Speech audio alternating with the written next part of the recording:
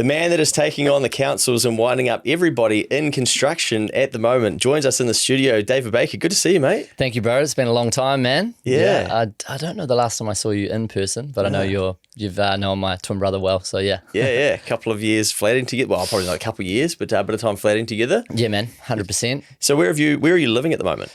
Currently just in Mount Eden, but Yep. I've been a real bit of a nomad for the last sort of two and a half years, just boosting around. I was, been overseas a lot, like sort of hopping between like Croatia, Asia and NZ. Okay. A little bit of UK, but it's good to get out, bro. Go see the world, see what's out there, and you know, it's a good eye opener, you know. So working remotely from over there? Yeah. RapidQS is like a bit of a COVID project. So as soon as I kind of realized I could do that from anywhere, I was like, sweet man, run this up, use this opportunity. But now as things are getting a little bit bigger, everything's getting a bit more professional, intense, we probably need to start getting an office and being a bit more present in New Zealand and Aussie. So yeah. Okay. Well, let's start there and then go all the way back to the start of your journey. But RapidQS, just quickly, so what is it that RapidQS does? So our target market really is just residential builders sort of under, I'd say, $3 million in revenue. Get your pen, mate. Whoops. Under 3 mil in rev. Guys that are too busy to price projects, but it's more just guys that like have done a lot of labor only jobs, say for like the group housing boys, and then they get offered a full fixed price contract and they're like, fuck, where do we start? Like what do we need to put in our sheet? Are we going too low? Are we going too high? How are we competitive? Yeah. So I suppose our skill set is we'll break the job down and storytell it from start to finish, from everything like, you know, are you charging a vehicle charge every single day? And if you're not, well, who's paying for the ute to get to the job? Because that shouldn't be your cost. And then we'll break down all their labor, break down all their materials and give them like a runoff of subbies as well. So it's kind of just helping guys understand, are they charging enough money for a building project? How much money should they be making? And we can kind of help them do that by just building a real simple, like easy spreadsheet for them. And so is this just you or there's a team of you now? Everyone still thinks it's just me, which is kind of funny. And I'm like, gee, I need sleep. So there's 15 collectively across Aussie and NZ. Wow. So there's like 10 to 11 guys doing all the pricing, mix between wages and contract, probably like 80% wages. And then there's obviously Paris is a huge help to me. And then there's like a high level consulting / marketing guy to kind of help us maybe fit a little bit more of the corporate mold. His analogy was like in a trade space was there's like the 2-man warehouse supply gang in Mangere and then there's your Mitre 10. So like he wants to help us go from there to there. Okay, nice. in our range. That's how I sort of see it. Yeah. And is that a New Zealand-based resource? New Zealand and Aussie. Okay. And then we're going to hit the UK in March. So yeah. Wow. Yeah, bro. Got to go big or go home, G. Yeah. Love it. Okay. So where does the experience come from? So all these people have been in construction for a long time? Yeah, absolutely. So we try and like hire everyone. I don't know, man. I'm not a big believer on hiring uni grads or university backgrounds, but all the QSs that have worked for us have all got either they've run their own building business, they were a builder, or they're a builder and they're wanting to move into QSing. I find like the hardest thing was finding the builders with the labor components is the hardest thing to estimate. Like a uni grad can do a material takeoff super easy because you just put it in a AI related software, it'll spit out some numbers and then you put a rate against it and you can go on Google and get a rate for how much insulation is a square meter. So getting the labor is the hardest thing to estimate. So I thought if we could just hire ex-builders, a great mentor said to me, the builders are the best QSs. So I'll fucking go grab them, whether they're like, 55 plus on ACC, get them off ACC into a job, or ex-builder wanting a change or whatever, So that's kind of how we've done it. And what's the main mistake that you see tradies making with pricing? Underpricing for sure, not charging enough and thinking that $65 an hour plus GST is mean. And I'm like, bro, on charge up. Yeah. And I thought that as well until I started winning fixed price jobs, for a maintenance job, and you could go and charge, $2,500 to replace 10 linear meters of weatherboard, but you're in and out in 4 hours. Yeah. And it's like, sick, man. I just made a week's wage in half a morning, Wow. There'd be some people, I guess, that would listen to that and think, well, then, like, how is that fair to make that much money? But that's just the market paying. Bro, like you say all the time, man, value. Like if you're, and I push this all the time, but, if a lead comes in at, Friday, 3 p.m., how many people will leave that till Monday? Yeah. Well, man, if you're trying to add value, bro, get back to them by 3:30. Hey, cool, send me some photos. I'll get a quote out tonight or first thing tomorrow morning. And I think if you're a business owner, like, let's be honest, you're on 7 days a week, really, at least for the first 5 years. Yeah. Do you find that speed is that one of the things that helps these people win these work, and even you guys win the work? Yeah, absolutely, man. Yeah. Like the amount of people that said when I was running Baker's Builds, oh, you guys were the most expensive, but the only one that got back to us, like I'd be a rich man for $1. Yeah, you know? for each time. Yeah. So I think, speed is definitely a killer, especially, a big winner, but especially in Auckland as well. Like it's just a rat race, man. The regions, probably not as much, but Auckland, Wellington, Queenstown, like the big kind of places. Yeah, speed wins. Beats so many people. Yeah. And why do you think these tradies, because I think this is important for everybody, like why do you think tradies don't price with the right value? Like what's going wrong for New Zealanders where we don't understand our value? Yeah, man, good question, eh? I think you don't get taught that like throughout BCITO or training, or there's no like courses on just how to price, what you're pricing, like there's no knowledge. So that was kind of a huge shock for me when the first video I put out was like, I did a breakdown on Instagram one night when I first got my ring light, actually. It was the first video with a ring light. And it was like charge up versus fixed price. I did a video and I pretty much showed a breakdown of like, same example, like the weatherboard job. And it was like, 4 hours or do a fixed price and how much money you could make. And then the amount of people that messaged and said, where do you get this information from? And I was like, I just learned this myself. But yeah, there's like no info on it. Yeah. I don't know what it's like in accounting. You can go on YouTube and be like, how to read a profit and loss. Yeah, I suppose in our industry, like what probably slows people down is you take 10 years to become a CA and get out there and go and get your clients, and then you realize you know nothing about selling. Yeah. Or like you don't even know how to get them. So then you think that the path is get cozy with a banker and a lawyer and hopefully they refer you work and that's it. And that's your ceiling. Yeah. Yeah. And I'm like, there's got to be a better way. And so then, for obviously sure. Into social media. But which we'll come to for you as well. Man. But you know what, I guess any advice quickly before we dive into some of the other things for tradies that they are sitting here thinking, well, like what do I need to, what do they need to hear to know that they could be doing more or better? Yeah, 100%. And that it's not just like, I just have to price less than my mate over the road or whatnot. Like that's the tactic I learned. Yeah. I think like there's a huge gap between going from being a builder to a business owner. And there's so many things like how you market yourself, what's your value proposition, how are you better than like Bob down the road, and what are you doing? So yeah, speed's a big one. And then definitely showing more detail I've always found is better for clients. Like so many builders will just send a one line item quote of $44,000 to do a bathroom reno. And old Jack and Jill on a Friday night, like, what the fuck, 44 grand? Like what's involved? Yeah. And then I think some people, I've seen it on Xero, they'll just do, building labor, building materials, sub-trades, P&Gs. So we've gone from 1 to 4. Like that's a good step. Yeah. But when you can break down a $44,000 job from one line item to 55 on an Excel spreadsheet and show every single thing, they're like, oh, shit, I didn't think there was a charge. Or, who does go and get the materials from Item 10 and bring it to my house? Do you want to do that? Or, like, do you have a van where you can put roof racks and get the jib on and all that shit, So I've always thought like more detail is like more transparency, and then people see the true cost. So is that the bit that you're doing for these builders on these projects, and then they've got something that they can then price off of? And do they give that detail to the customer, or they can choose to? Yeah, so I haven't like reinvented the wheel, but I feel like the spreadsheet that we've made somewhat is like multi-purpose. So you can hide 4 lots of columns and show just the scope of works to give to their builder, like one of their employees, without all the costs. So there's a strict scope from like strip bathroom, reline walls, reline floors, and then they'll think, oh, well, we're on site. Do we go and rejib the hallway? Well, if it's not on the scope, you're not doing it. And then that would trigger like a variation. And then they can leave the end column open, which is the totals, but then hide the 2 middles showing the margin column. Because if you were the client, you want to say, oh, shit, they're making 20% on this whole job. Yeah. I'm not paying for that. So,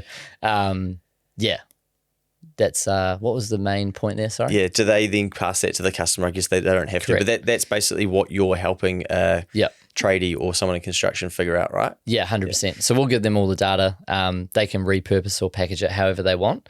And most of them will ask us, can they dress it up in like a nice PDF for us? And we'll put our logo on the top, put their logo in and any other logos they want, like NZCB or Master Builders. Yeah. And then we'll dress it up nicely and send it off. Yeah. So yeah. Nice. And then they pass that on as the quote, basically. Pretty much. So they're paying for speed and actually the things that they would probably normally miss. Yeah, that's it. Like the amount of people that ask what are PNGs, and it's like all the little things from like the portaloo, the site fencing, the vehicle charges, like the delivery charges from Bunnings, like Mitre 10, placemakers, like you're getting billed a high ab fee to drop off and it's $180 a pop. Yeah. So that shouldn't be a business cost. That should be a cost that's passed on to the customer.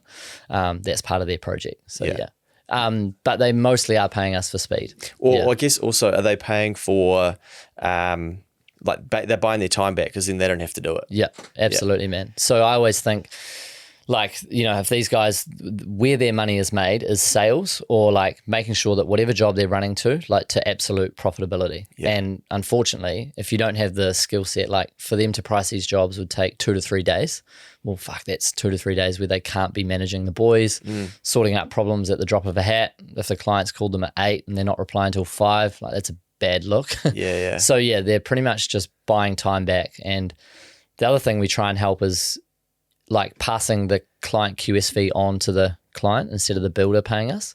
So it's like, hey, listen, if they provided enough value and their marketing's good enough to the client, it can be, hey, if you're happy to go with, David Baker Construction because you really like us, for us to go into extreme detail and to make sure we don't fold or we price this job properly, our next step is we engage a quantity surveyor, and this helps us understand all the costs for your project. The fee for this is $1,100.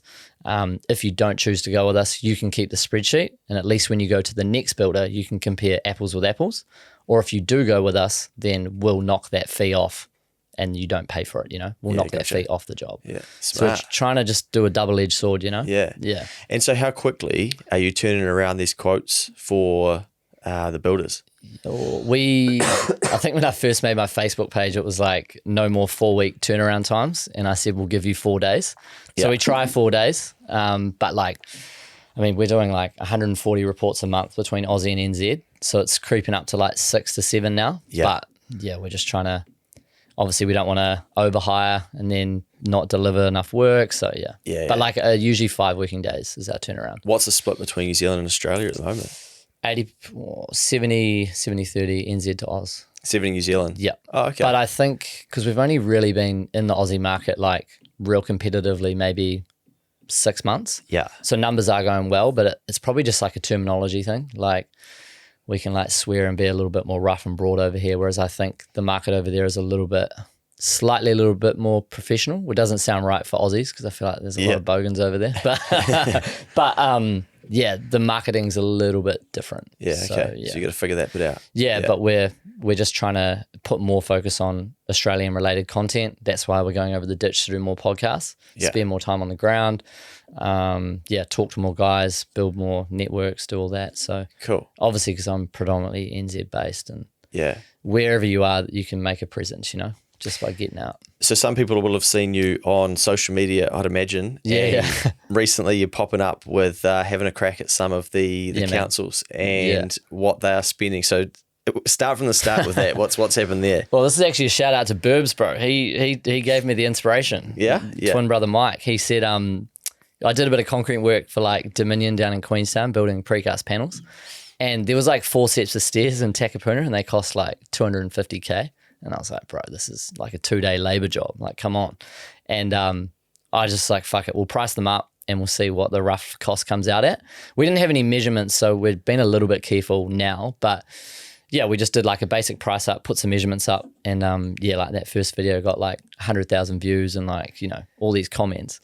But it's kind of funny because it's like, well, how do you get away with charging $250K? If it's only really like $50,000.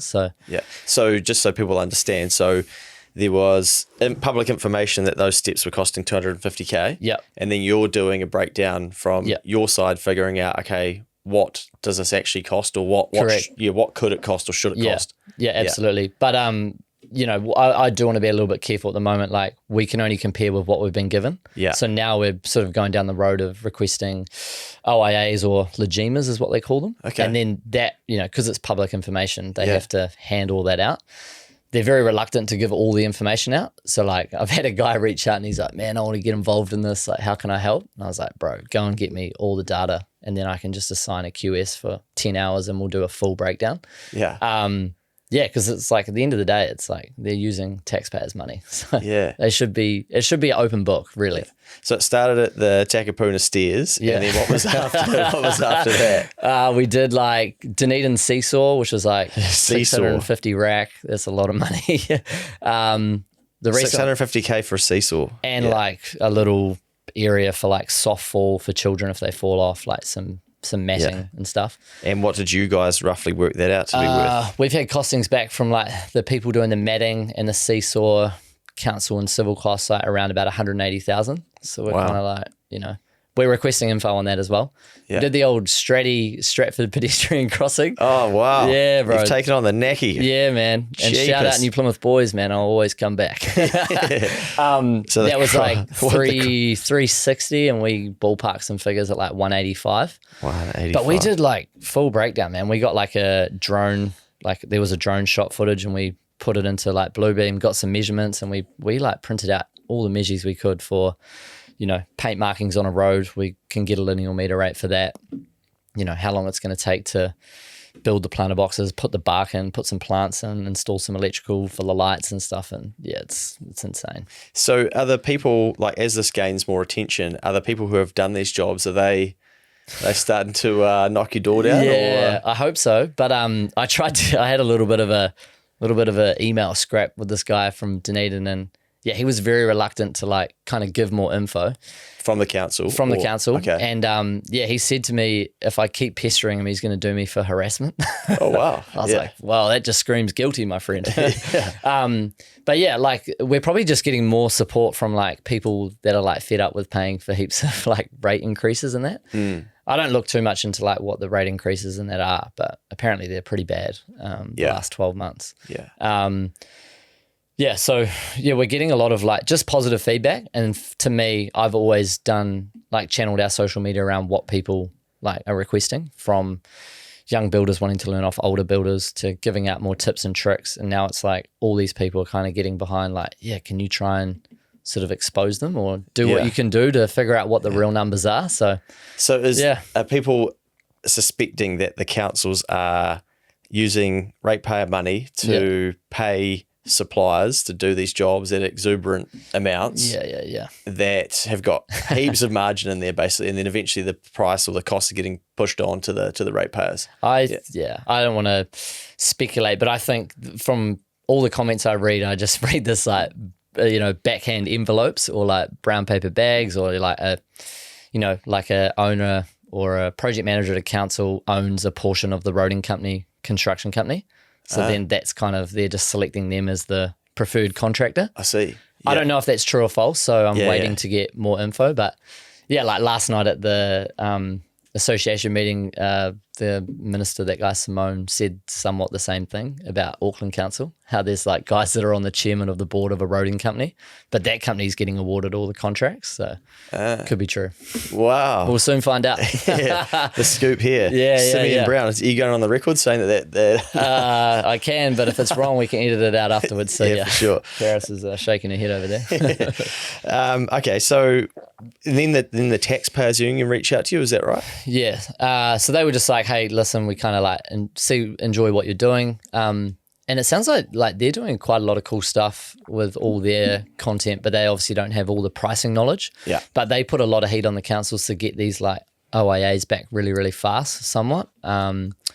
Jordan says, you know, they have quite a bit of pulling power with them. Yeah. They've got like a big subscription list. So yeah, anyway, we'll see where that goes with them. But yeah, it's just it's real interesting, eh? But I didn't want to like dig too deep into it. But when I went home the other weekend and showed one of the videos to my grandma, she's like 78. She was like, "This is such good work. You should keep digging into this because I'm sick of my rates going up." And I'm like, Fuck yeah, grandma. Too many of us signed up to a KiwiSaver plan without much thought. And signing up is great, but if you've never got advice before, you could be missing out. Your KiwiSaver account could become one of your biggest assets over your lifetime. That's why getting expert advice early and ensuring you're in the right fund is so worthwhile. Generate have a team of KiwiSaver advisors available to help. Head to generatekiwisaver.co.nz/change to book a no obligation meeting. They can even come to you. A copy of the product disclosure statement is available at generatekiwisaver.co.nz. The issuer of the scheme is Generate Investment Management Limited, and of course, past performance does not guarantee future returns.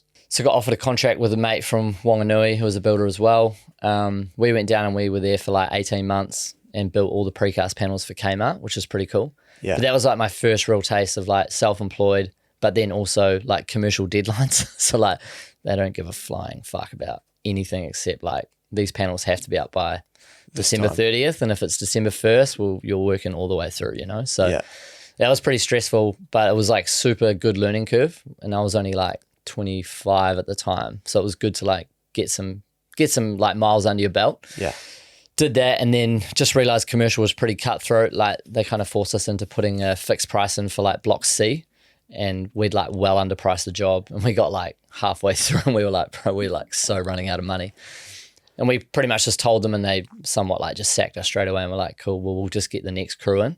Sure. And that's when I was like, damn, this is ruthless, man. Like there's no, you know, but they buddy you up for the 18 months prior. They're just like, oh, we'll give you all this work and we can give you tenders in Auckland and all this shit. And it's not like that. Wow. It's just like, it's somewhat cheapest price for like the next level contractors physically doing the work. Yeah.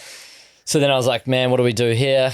Kind of, we're still living in Queenstown. It was fun, but just went back to like residential renos and just started like knocking on hotel doors. So this was like prior to like social media or Facebook or all that digital stuff.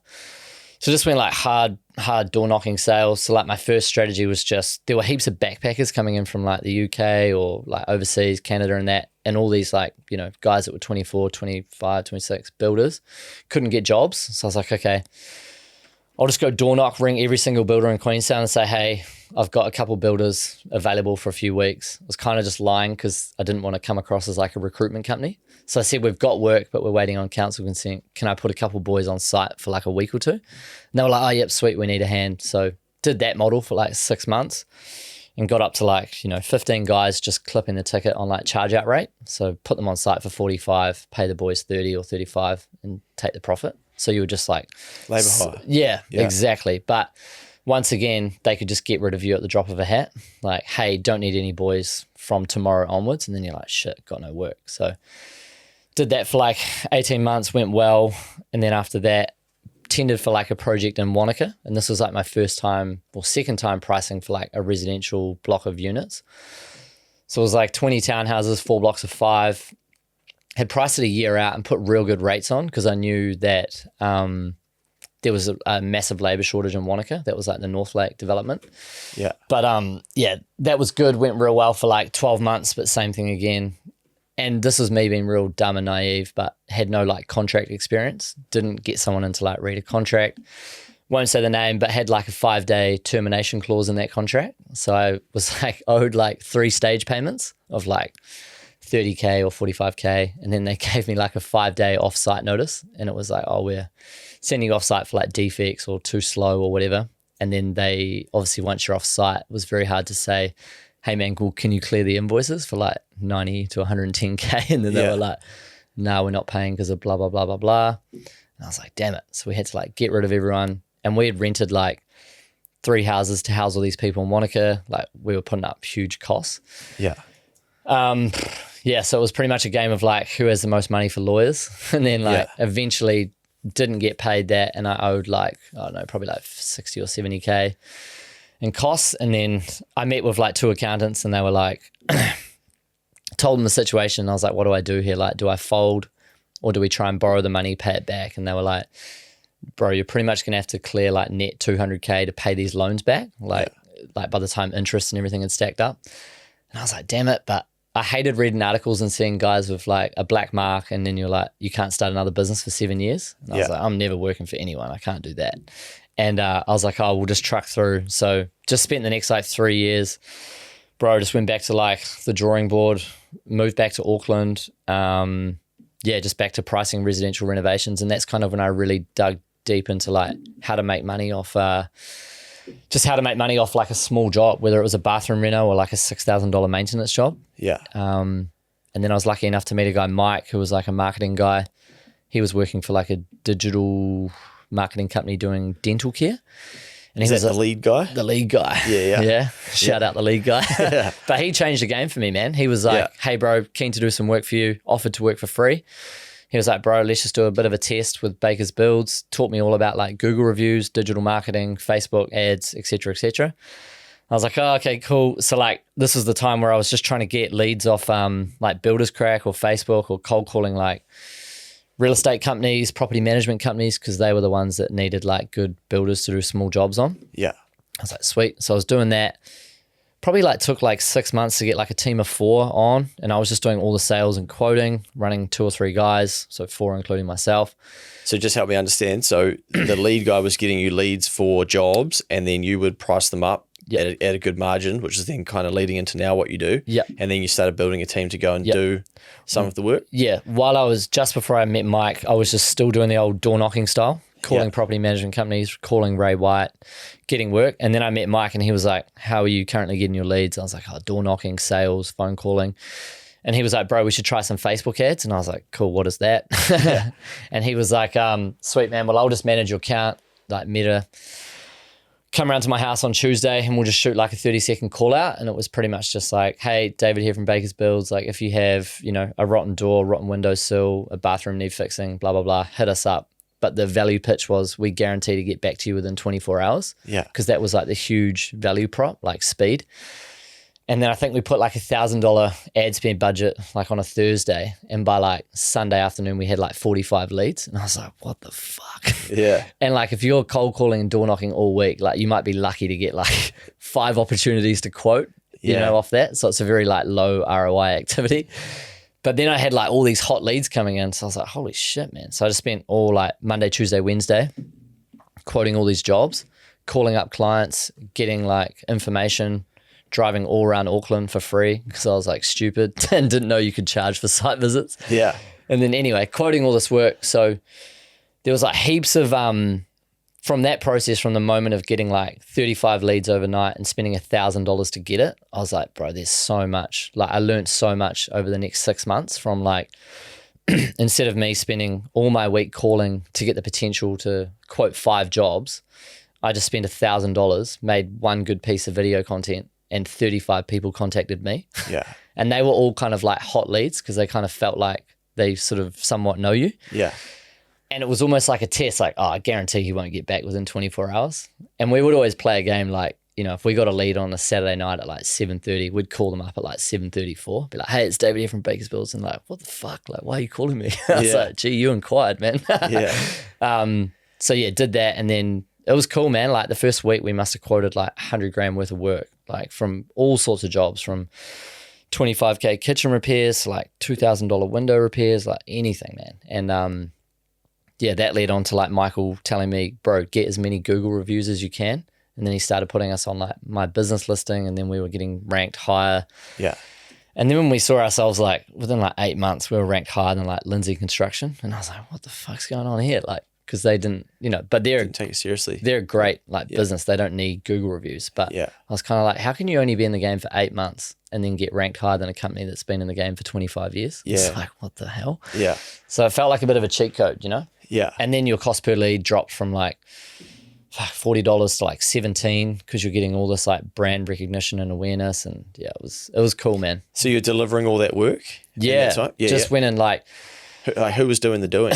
Well, I was lucky enough to, you know, hire a few builders, had a real good like Welsh dude that came over. He came up with me from Wanaka and he was awesome, man. He like had his wife on a visa and he was like, he would do anything to keep his job. Yeah. So he was kind of like my main 2IC guy and he was awesome. But I paid him well, like it was good. And then, yeah, just hiring builders. But this is when it was like boom time. So it was hard to like hire people. Is this like 2019, 2020, 2021? Yeah. 2019, 2020. Yeah. This is when like Auckland was real busy. But yeah, was managing to deliver on labor. But yeah, I was working like 80, 90 hours a week, easy. Like Saturday would kind of be like my quote day, Saturday, Sunday. Like drive around and go and meet 5 or 6 people a weekend on a Saturday, then 5 on a Sunday. Because during the week I had to like manage all the jobs. Yeah. And if we had like 3 or 4 jobs on at a time, that's chaos, man. Like dealing with 3 or 4 clients, you know, and when you're in people's homes, it's like emotion is more important than practical. Like when they see some jib come off and there's like one piece of rotten timber, they're like, oh my God, my house is falling down. It's like, nah, it's all good, man. It can be replaced. But if you're doing that at volume, which I was trying to do, it was real stressful. So, I'd imagine some mistakes in there, I'd imagine. Oh, heaps, man. Like, just lots of like photo evidence, like not getting stuff in writing. So just like every time you get off the phone with a client, like, and you know, you imagine if you're driving around and it's, you know, 10:30, you still got 4 more meetings to go, and you're on the phone with a client taking some notes on your notepad. You're like, I'll email it later tonight. It's like, nah, man, don't leave the car until you send a physical email. Yeah. Hey, Sharon, just to confirm what we spoke about on the phone. Adam's on site now. He's going to replace the rotten timber. This is going to be done additional to the cost, $65 an hour. It's going to take anywhere from 3 to 4 hours. Yeah. Materials is $35, you know? So just always. Otherwise it just leaks. Bro, you miss it. Yeah, you miss it. Or like they say. Miscommunication. You play the he said, she said game, and it's like, then you get home at night and you're like, fuck, you're having this scrap over $140 and you're like, I'll give it on the house just to get out of this job. Yeah. So like getting everything in writing, man, is like so important. So through that period, did you repay your debts from down south? Yeah, man. Yeah. That was tough, man. So I think the first year out of Wanaka, I think I made like 50 grand or something. So you pretty much don't take a salary. And then the second year, once Mike got involved, like our revenue really ramped up. I think the first year I did like 450K roughly without having books, and then the next year we literally like went to like 1.2 mil, and that was huge. And that was the year I think I made like close to 150, but that was all just like debt clearing. Yeah, pay your tax and then clear your debt. Oh, that's it, bro. Because I had shout out Prosper, man. They gave me a loan. That's 22% or they did. Whatever. Do you know? They're high. Yeah. They are ruthless, man. Yeah. Not them specifically, I don't know. But I've heard that there are a number of third-tier lenders that will... But fair play to them. Like I had everything stacked against me and they lent me like 50 grand. Yeah. So like they didn't care about me. Yeah. So that year was really good, and then ramped that into the third year. Had another really good year there as well, and things are going well, man. Like we had like 75 Google reviews, which were just like killing the market. That's when we were pretty much like pricing jobs at 60-70% margin, but still winning them. Yeah. But that's because like I was getting back to leads within 5 minutes. Like I wanted to beat Uber, man. That was kind of like my little rule, you know? Yeah. And it was almost like a game Monday to Friday. It's just like, how quickly can we like turn this shit around? Yeah. So just getting back to them, or actually like getting them a quote as such, just getting back to them to start with? Bro, getting back to them, and then it was always like, oh, we want a free site visit. And I was like, nah, man, I can't be driving all over Auckland. Like, it's crazy. Yeah. The old road users stacked up, man. And the time and traffic and stuff. Yeah. I used to do it in the early days of Next Advisory. And it's no good, bro. Yeah. And I was in, like, I had an office in Royal Oak, and well, not an office, like a rundown kindergarten with a site container. But like, you know, if you're like going to the shore or going to South Auckland, like you make a bad time to schedule a meeting and you're in traffic for an hour and a half, man, like getting there and back. So I kind of like, just taught myself. I was like, okay, well, if I get 40 leads a week, how can I only have to go to 10 site visits instead of 40? So I was just like, all right, you know, Luke, you've inquired with me and you're wanting some floorboards replaced in your house. And I was like, I knew by the time I'd quoted 500 jobs in my first year, I was like, I know how much this costs, piece of piss. So I was like, hey, Luke, send me your address, send me some photos of what's going wrong, and tell me exactly what the scope is. And then I would just price that off, like off information. So I could just do that from the office. And then you'd be like, oh, hey, man, that looks kind of good, all good. What are the next steps from here? And then I'd be like, hey, mate, appreciate that. Thank you very much. Like, listen, I can get someone started within 4 days. But just to guarantee and a bit of security for me, do you mind paying a small deposit of like $200 to cover my time? Just, I've got to drive out. And I made this little PDF of like the cost to like drive out and see you as a business owner. Yeah. And it was kind of like a little bit cheeky, but outlaying the costs. Like every time I start my car, like, you know, diesel truck, I've got like, you know, tires, road users, rego, all this shit. My time to drive to you, 45 minutes. Like I value myself at whatever, $80 an hour. Yeah. Hour site visit, half an hour to drive home, hour to quote, and it was like, $245 plus GST or whatever it was. And then I said, but I'll give you a discount and I'll do it for 200. So everyone was like, oh, sweet, I'm getting a deal. So then I was like, managing to get like half the people to pay for site visits. So I was like, sweet, I just made $100,000 a year for pricing, like just to price around and do site visits. And then if we won the job, I was like, mate, this is a good upsell. Yeah. So yeah, that's kind of what I was doing for the next like 2 years solid, But labor was still going right. Like I managed to come across a good mate. Nick, he was like, wanted an opportunity to run his own business, but I don't think he wanted to take all the risk. So I was like, hey bro, I'll come and give you like, I think we were just like on a 70-30 split. I just gave him 30% of the shares and said, you just run all the labor, make sure everything's sweet. I'll give you the boys, everything. I'll have an endless supply of work, like endless. And at this time I had a sheet of like 60 jobs to do at any one time. And it was pretty cool. Yeah. But we were facing the next problem, which was you're too slow. You can't get to us on time. We're going to go with another guy. So I was like, fuck, there was only so much we could do. Yeah. But I thought this model would like help ramp things up. But yeah, we kind of face more problems like delivery problems. And as you know, man, when you scale any business, there's always problems. Issues. So how many people did you get to? Like 18 at once. So 18? Yeah, it was. Oh, like 18 staff members? 18 guys on the tools. Yeah, wow. It was hectic, man. They were long days. And then what, COVID must hit as well? Yeah, so kind of like tailored back a year before COVID, because with the 18, we were just getting like heaps of like bad reviews, just like quality was dropping, like managing guys, people not turning up on time, hiring too fast. And like, I just wasn't smart enough to have a good like management structure. Yeah.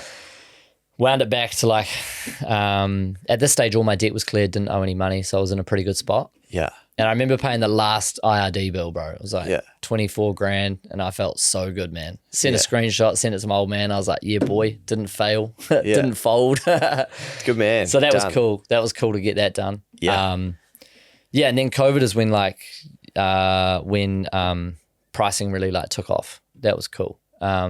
The RapidQS side of things, pricing for people. Yeah. Because so what happened with this business? Did you sell or? Kind of like wound it up. Okay. We had a bit of a split. It was like, we kind of ran things through COVID. We still had heaps of inquiries coming in for Baker's Builds because there was like everyone was sitting at home like, oh, when we get out of this lockdown, we'll do a renovation. Yeah. So we were pricing a shitload of work. Obviously, Baker's Builds, we got the government subsidy, paid all the boys just to sit at home for 6 weeks. So that was cool. Yeah. But then I was like, well, what do I do with my time? I was bored as shit. We were back on like the family farm. Me and Mike were just either playing Fortnite or just on the farm chilling. Yeah.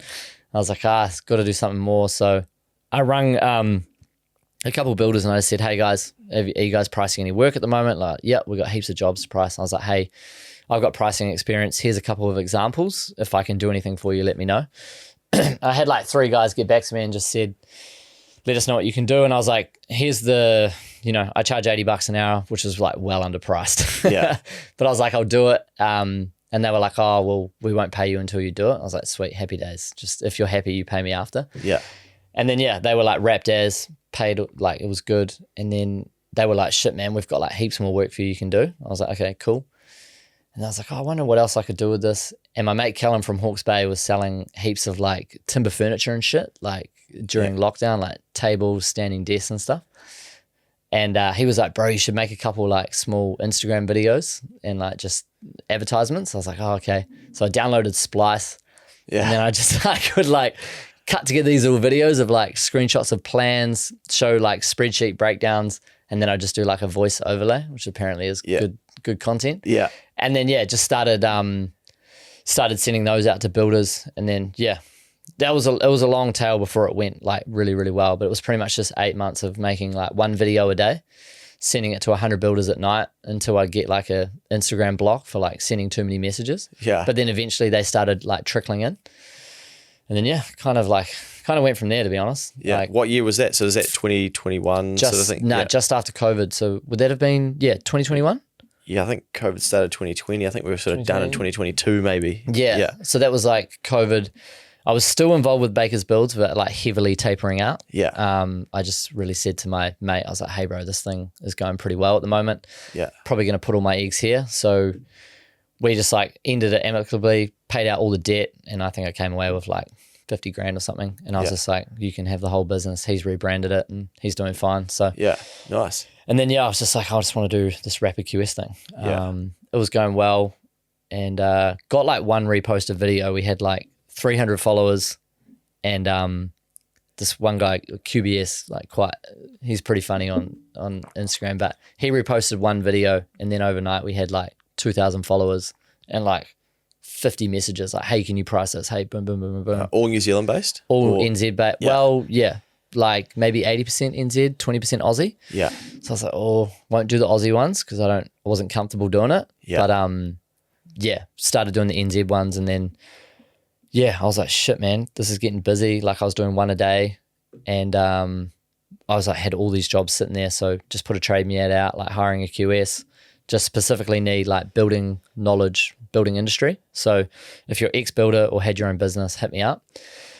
And got a few contractors on board, and then that's gone well. And then we went from doing, sort of one job, 2 or 3 jobs a week to like maybe 5 jobs a week in the first like 6 months.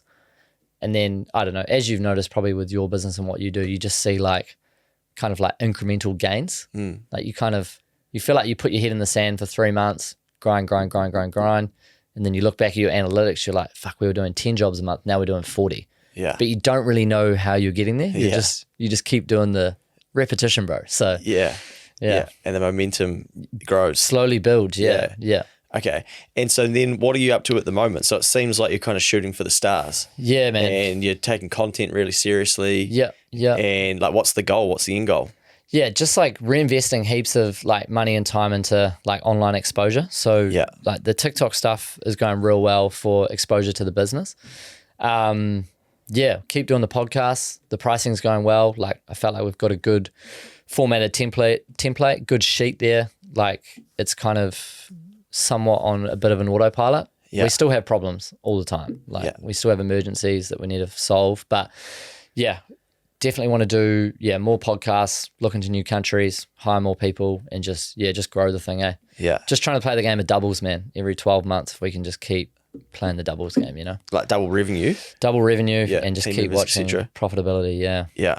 I kind of want to try and just get to like $10 million valuation. That's the end play. Okay. And then we'll see what happens. Yeah. Nice. And so is a lot of the work repeat? So people are coming back once you've done it? Yeah, man. So I would say, I think I had this conversation with someone today. It was like 30. So if we do 140 reports, I think 30% of guys use us once a month. Yeah. 40% of guys use us like once every 4 months. So a third.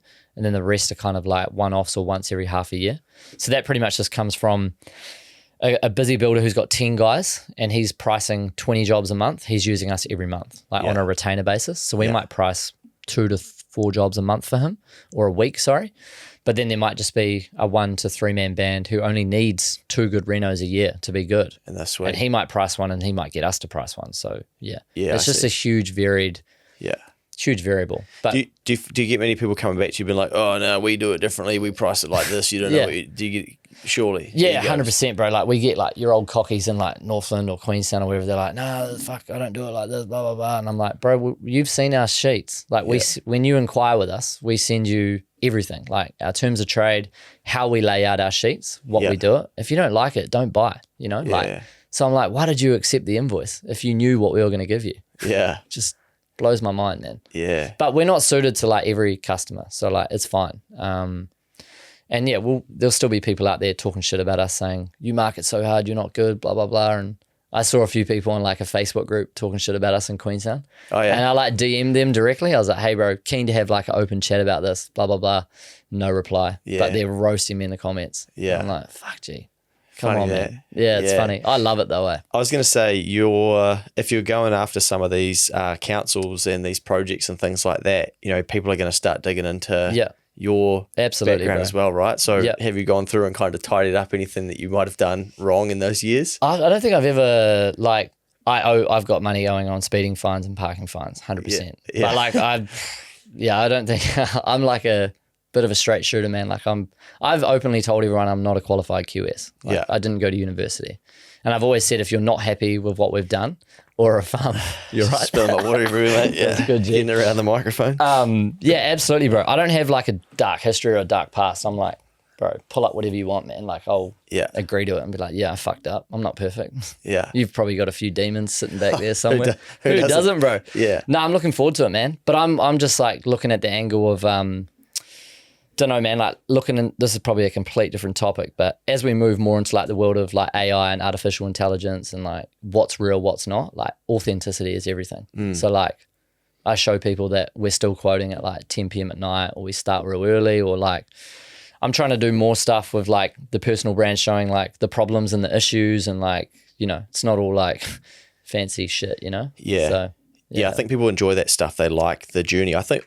Did I see you've started something recently where you're kind of documenting building something from scratch? Is that right? So doing it for like Mike's plumbing business. Okay. Yeah. So just want to go like real, like raw to the figures, you know, like yesterday, shout out the lead guy, got our like first leak detection job in. So this is like huge keyword search, but super cheap keywords. Yeah. So this is what people are typing in on Google all the time in Auckland.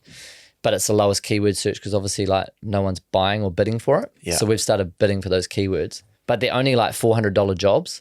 But in my brain, I'm like, well, you know, if there's 500 of these a month in Auckland, how do we get one a day at 400? And then if we start upselling those leads to doing the maintenance and the fix, it could be $1,000 job, and it only takes 4 hours. Yeah, so I'm like, that's good money, you know? Yeah. So yeah, we've just started doing that like on Instagram. Yeah, it's cool. But it's good like networking as well. Like we had a builder reach out and go, hey bro, we're looking for a plumbing company on the shore. Like, how can we catch up? I'm like, boom, next week, Wednesday, we'll catch up in Takapuna. And, you know, so I've just learned heaps. Like the more stuff you put on social media, it's just huge, as you would understand. Yeah. You just get reach from all over the show. Are you doing anything on LinkedIn?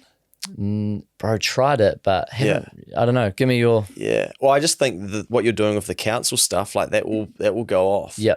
Even just taking those videos that have performed well on Insta or TikTok and then sharing them over there. Yeah. Because people love like being enraged about stuff like that, man. Right? And there's quite a few, like there's people who work in councils, and there's some pretty big dogs on LinkedIn that it might just attract a different audience. Yeah. And you might have some people reaching out. Yeah. Already on it. Yeah, just repost one a day. Yeah, absolutely, man. And then like you've built all the content, and you just tell a quick story on it in Word, and I reckon they'll probably fly. But there's also a lot of tradies and higher level construction people on LinkedIn as well. So you'll probably find that you'll then end up picking up some work. For sure, man. I think it, I think this is the funny thing with like any business journey for anyone. It's never like a straight line. No. So it's always like, you just told me that, and that's extremely valuable. I think we tried LinkedIn ads like 2 years ago. Yeah. Didn't really work. They're quite expensive, yeah. And I found the ROI was shit. So I was like, okay, well, you know, I've been putting all my effort into, you know, Instagram, Facebook, and TikTok. But now that that's kind of like up and running, sweet, we can dial it back and we can go, our social media angle has kind of changed now. So it's like, okay, maybe we do need to do more written and professional style format instead of just like picking up the camera and being real raw and posting a bit more like detail, numbers, stats on X, Twitter, LinkedIn, and Facebook, changing our format structure a little bit. Yeah. That's the hard thing about social media, is that it's so wide and it's never ending, and you're always testing, and when you think you find what's working, then it stops working. The algorithm change, like, bro, we had a video, I repriced like a re-roof breakdown. Yeah. And all my videos prior to that were getting like, I don't know, maybe 10,000 views, 15, and it was going all right. And then I started posting similar style content, and then literally within the space of a day, we were getting no more than 1,000 views. And I was like, what the fuck? Yeah. Priced this re-roof video, and it showed like real good detailed measurements of a roof. And I priced the labor, the materials, just like green screen, 450,000 views. Yeah. Bro. What is this? And then I did another style of that, of a floor plan of a house, and then that only got like 5,000 views. Yeah. I was like, oh, bro. Yeah. But now, like, the council videos, they're all hitting. So I'm like, sweet. Yeah, nice. Catch you later. Yeah, see, I was going pretty hard on TikTok with Keep the Change. And then all of a sudden, just bang, like it just stopped. Yeah. And then we're talking going from like 30,000, 100,000, etc., a million on a video to like, did you get one on a 38? Like to 38 views. I'm like, eh? Yeah. But then I posted on Instagram, and it would like take Yeah, off. man. I'd refresh it and would already have 38 views. I'm like, what the fuck has happened here? Yeah. And then eventually I just got frustrated and logged out. And then next time I went on there, there's like 60 spam accounts. Yeah. And so now I just don't even go on there. But people message me on Instagram being like, are you messaging me on TikTok? I'm like, no. But we started trying to put some clips and stuff over there, but they just, didn't really move. So I don't know. Yeah. I probably just like lacked the consistency. And then the account just goes like, nah, mate, you're done. But I think you got to pick something that works for you and then like stay consistent with it. I think that's the thing with social media is actually more about the consistency and then finding what you can be consistent with. Man, 100%. Like I've just started doing these like car vlogs for like personal brand because I was like, I always just do a 10-minute drive. Yeah. And I'm like, ooh, I've always got like a problem or something. And I always say to Paris, I'm like, if it's not easy, I'm not going to do it. Yeah. But the car vlogs are easy because you just jump in the car and you just talk shit about either a problem that we've solved or an upcoming problem or something that's kind of pissing me off. Yeah. And within like the first couple of days, I had a few guys reach out and be like, oh, dude, that's so cool. Or like, hey, man, I've got an idea about this or blah, blah, blah. And I'm like, oh, it's interesting. The more stuff you put out, it's just, it's just a new era, eh? Well, I've been doing this shit for a while and I reckon what happens is it goes in cycles and I think we're getting back to the raw authenticity piece because there's so much sexy, exciting looking stuff. Yeah, bro. That there's a big, like that's important, but then the authenticity is just like, whoa, what's this? It's a new way. It's not a Lambo or a Rolex or a first class. It's like, oh, this dude's actually got problems. Yeah. And it might not be like sharply edited or anything like that. And recently I've just started doing some videos on YouTube. Where, I've seen that, man. Yeah. And they're performing better than me writing a script, going fucking studio, fancy edit. So poor old Josh who does my YouTube stuff's just like, oh, yeah. I'm like, bro, we're going to double down on these and do some more raw stuff. And I'm just like recording them on my iPhone and then like uploading it. Yeah. And he's like, okay, we're probably just going to slow down and a bit. No edit, no intro, no music, nothing. Just like a little hook at the start to like tell people what we're going to be talking about. But I think as well with YouTube, like what I've tried to do more of is put New Zealand in the title or make it known that it's New Zealand based. Way more specific. Yeah. And then I guess like my apartment, you can sort of tell that it's Auckland if there's Rangitoto in the background. This is actually one of the best things I learned, mate. And this is kind of from Gary V. But if you go to a region and it's visibly that region and then you call out people from that region. Man, we did on the beach in the Mount and we're like, hey, Bay of Plenty business owners. And it's like fucking bang. Like they just fuck, he's here. Yeah. And I'm like, oh, we're actually based in Auckland. Like, oh. Ratchet. But we have clients down there, so we get down there a bit. But I think you're speaking directly to those people. That's true, man. I might have to go to Queenstown and do the roundabout. Hey, builders, man, if you don't want to spend $250 million on a roundabout or want a new build price, hit me up. You should go to the locations of some of these, or go and see the stairs and stuff like that. It'd be cracker. Yeah. Fuck, note that down, Paris. We need to do that. We're in Wellington on Tuesday, so I should go and do the bike racks. That was a good one, bro. Yeah. $85K. For some bike racks. And I emailed Vanguard and said, hey guys, can you give me a quote to install 5 or to supply and install 5 of these bike racks? And they were like, oh, we don't install, but we would recommend a handyman at no more than 5 hours. I was like, bing. So their cost was like $8,500 to supply. And then I was like, oh, we'll put a handyman rate in and we'll be super generous, $100 an hour. And we'll give him a day's labor. Let's say he fucks around. Yeah. It was like $900. And he's on TikTok watching RapidQS. That's it, bro. And the cost was like, 9.5 or something plus GST. And it was 85G. And I was like, where's the 80, like where's the 75K, Yeah. Nuts, man. Wow. Yeah. Is there publicly available information about who's doing these jobs? It must be. Man, so like I put a TikTok up this morning around, we heard back from the Palmy North guys about the planter boxes. Yeah. But they're cheeky, bro. They haven't sent us all the info. So for all these projects, they have to send, most of them will have a structural set of drawings, an architectural set of drawings if it requires it, like some plans, some dimensions of the planter boxes, but all they've sent is a PDF with rough costs. I'm like, no, guys, this is not the info. Like, you have to send everything because I need to price apples with apples. Yeah. And I can't just go off a NZ Herald article anymore because I am getting a bit of heat from some people. Yeah. Being like, you're not doing apples with apples. I was like, okay, we'll pause on that. But yeah, we've got like 6 or 7 lots of OIAs coming back. Yeah. But they're like, they might blank shit out anyway. They're not giving everything, but like had a lawyer reach out. He's keen to help. They want some publicity. So I was like, sweet. Like if you can help me get everything, let's go. And I'll give you guys some shout outs. So that'll be cool. Wow. Yeah, So what's the total social following up to now? So you're on Insta at RapidQS? Yep. So I think we're like 10.8 in NZ and like 3.5 in Aussie. Yeah. And UK's got like 250. Shout out. Let's go. Yeah. And then, TikTok's growing like super fast. Just under 10K now. Yeah. I think YouTube, we're like nearly at 1,000. Are you trying to get like paid on YouTube? Yeah, I've just unlocked that. What are you at now? You must be over 1,000. Yeah, I'm about to go to 4. Congrats. You at 4,000? Yeah. Dude, that's good, man. Thanks, mate. That's sick. Yeah. How many videos have you posted? 500, I think. Yeah. That's good, man. Yeah, that's good, bro. Yeah. She's like, what the Paris fuck? is like, fuck you. No, I don't know if it's 5. No, that's cool, have man. a quick look. But you've registered for ad revenue? Yes, and I've like finally got all that ticked off. But it's it's not heaps. Yeah. But I'm all good for time if you want to keep going too. Yeah, so for sure. It's fine. Yeah, 3950, but it's just sort of ramped up because the authenticity's coming through, baby. Well, yeah, I started doing these just me, after the gym. Yeah.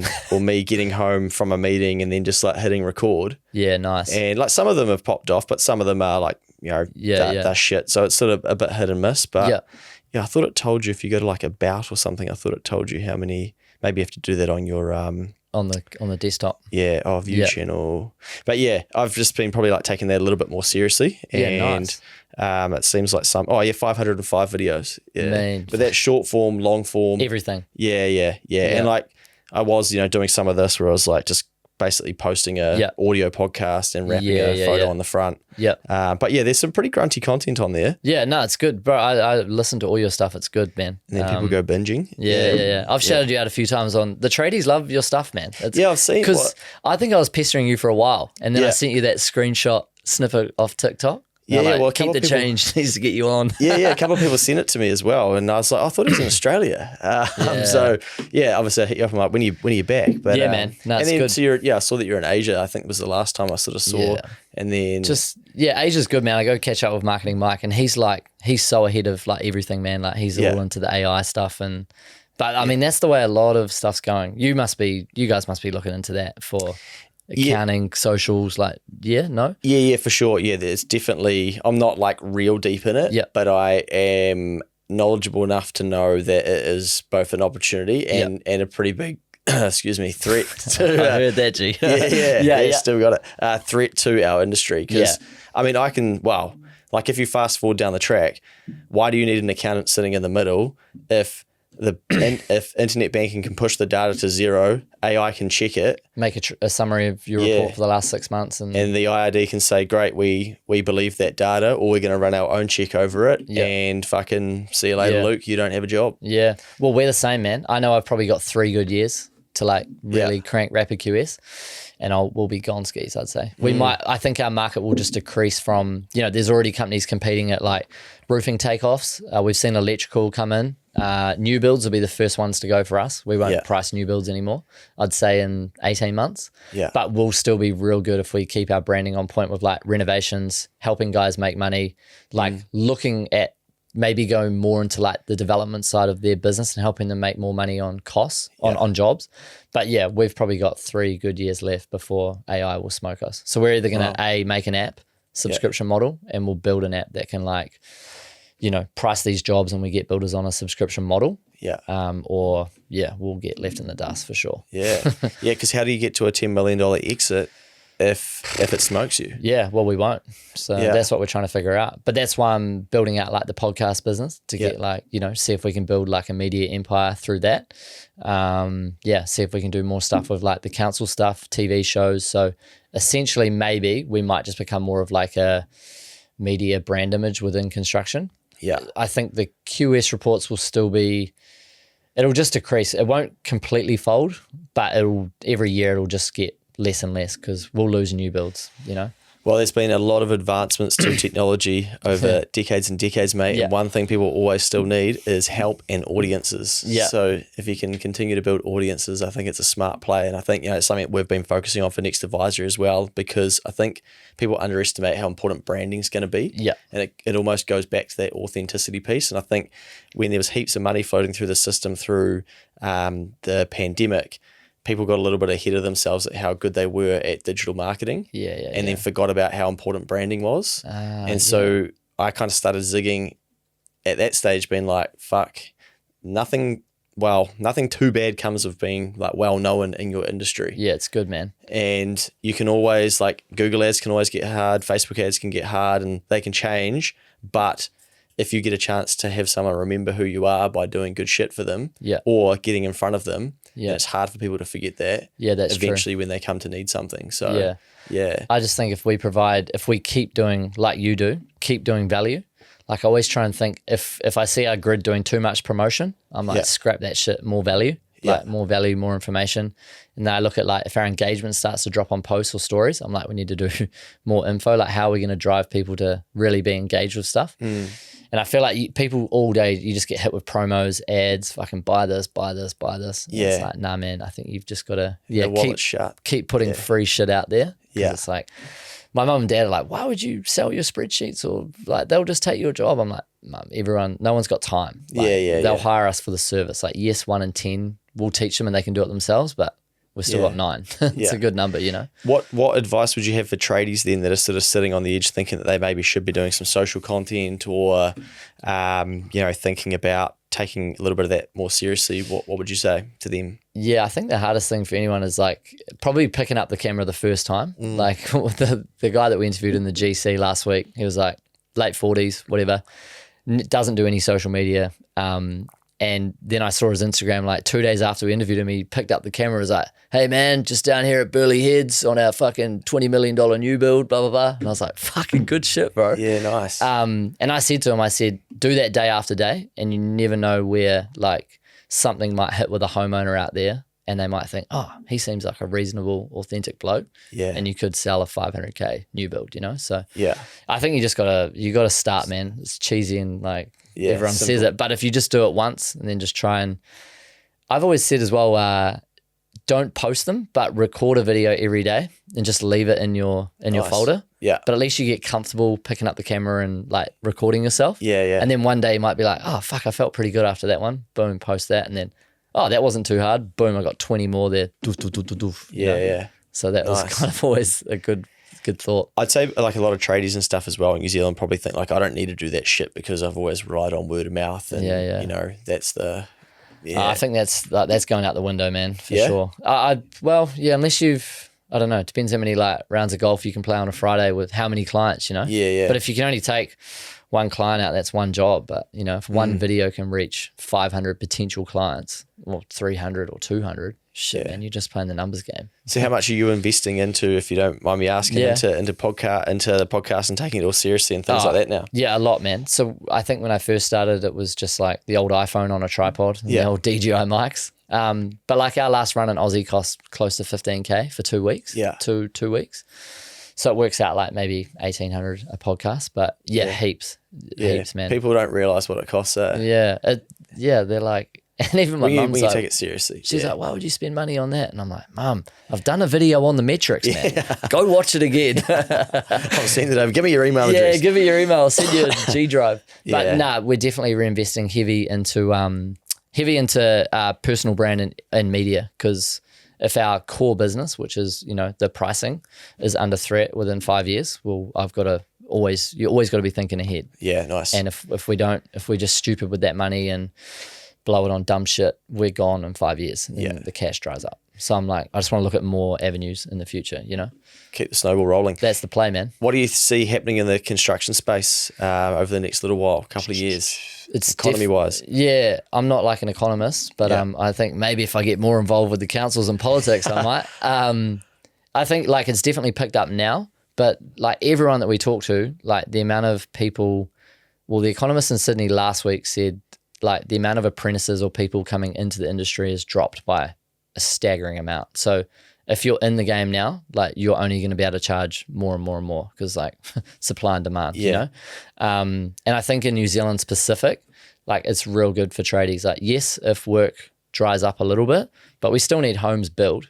And with the amount of Kiwis going to Aussie and, like, leaving and, like, with the, you know, less people getting into the trade, you could say if the economy's shit, all good, but with less people getting in and, like, there's no there's going to be less competition. Yeah. And we still need houses. So I think it's good, man. Like, it's just a shame because everyone thinks, oh, I want to have, laptop lifestyle and not have to work, blah, blah, blah. But not everyone can do that. No. So be real, be a realist. And I don't know, I think being a tradie's done good things for me. So I'm like, if you just have a good work ethic, it can do good things for you too. Yeah, it's still a great trade. I say this all the time, but you've got skills that are always going to be in demand in New Zealand, and you can work on your own property, and things like that, which is kind of how people store money in New Zealand. Yeah, for sure. Yeah. Yeah. So yeah, it's definitely still underrated, I think. Yeah. Do you look after many trade business owners? Yeah, not like heaps. What would your percentage be roughly?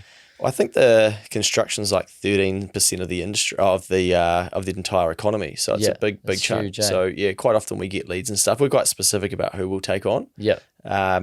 But yeah, I think I kind of see what you see where people don't know how to price work, and yeah, I see like a lot of them signing. Well, quite a few of them that are aspirational signing up to coaching and stuff like that. Not specifically with us, but like industry specific coaching. Yeah, for sure. Yeah, which can be quite expensive. So I'm like, make sure you fucking take the action, eh? Like, but that's another point, and I've heard you say this, like, because if you just go and take something for free, you're not really gonna bust balls. Yeah. But like, we have a good relationship with the professional builder. Yeah. And they are fucking cool, man. Like, they have a international company, UK, US, Aussie, NZ. They're huge. Yeah. But they're super expensive. But Marty told me, he was like, well, if we were fucking cheap, no one would take it seriously. But when they pay good money and they get results, like, it's worth it, Yeah, 100%. So I think you've got to pay the money, otherwise you'll just muck around, And I think that's the issue with Kiwis is we want too much shit for free. And because think about what people spend money on in their life would be a home, a vehicle, and probably a wedding are like their three biggest spends. Yeah. And so then if someone comes along and goes like, yep, spend 25 grand to work with me, they're like, holy fuck, what? Like 25 grand? Yeah. What am I going to get for that? But if you could double your income in a year off that, bruh, numbers, man. Yeah. Yeah, it's crazy. It's funny. We do some coaching. It's 23 grand, and we had someone recently been like, "Oh, can we speak to one of your clients who's done it?" And it's like, what do you think they're going to say? Yeah. Like, yeah, you can. Give them a ring. But Kiwis need like so much convincing. That they should let go of their money. And I think the longer I do this, I said to one time, I'm like, you either don't trust yourself or you don't trust me. Pick which one. Yeah. But if I'm the one charging 23 grand. And we got the Google reviews and the video testimonials. Like, how much shit do you need? Yeah. How much proof do you need? Yeah. But like, people start when they're ready, and they need to be able to see themselves as being ready enough that they will take that action. I think that's actually the bit that stops people paying for help, because they think like, I can't actually see myself taking the action yet, so then I don't want to pay, or they can't actually see themselves like letting go of that money to become who they need to be to actually make the business better. Yeah, I think people just have the fear tactic of, oh, once that money's gone, it's not gonna. But it's like, put more out there, it usually comes back if you're smart about how you use it, Yeah, and like when I work with people, I'm like, okay, if you've spent this money with me, now I'm invested. I'm like, fuck, I need to make sure that you're, because I don't want you going around being like, he was full of shit. Well, you're only as good as your last client, really. If he goes and tells 5 people that you're shit, they might tell 5, and It's funny, I saw a negative review about me recently after going on a podcast. Call them out, man. Yeah, and like, I'm like, fuck, I don't even work with you. I'm like, what the hell is this? And they've left like a public comment being like, standard. Be careful of these guys, all this shit. And I'm like, what the hell? I'm like going through my emails, trying to figure out. Nothing. Yeah, and it's funny because I find it, I'm like, oh, okay, I've taken notes. They're all in here. Yeah. I know where they were at. I can tell probably how they were feeling. I've got notes about that. They don't reply to my email, and it's like, there's a horrific experience dealing with them. I'm like, what the hell? You were never a client. Yeah. But I replied, and then on the Google review. No, this was a Facebook comment on a post of a podcast that I went on. Yeah, and I'm like, I can't help myself. I'm like, 1, that's not true. B, blah blah blah. And it's like crickets, Gave them the facts. Yeah. Same with the guys that were talking shit about me. I was like, just come tell me. Like, and I've got on my website, if you're not happy, we'll refund you for free.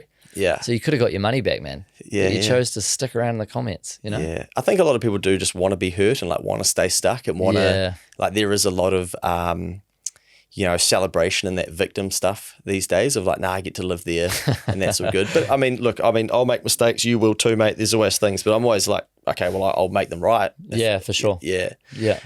All right. What else for tradies, mate? Anything before we jump off that they could be thinking about? Yeah, stay in the game, man. And I think like invest in yourself and don't buy a big truck straight away. Invest in the coaching first, I reckon. Like, 100%. But I think, stay in the game because there's going to be less people getting in. We always need houses, and maintenance is a never ending like pool of money. Like it's never ending.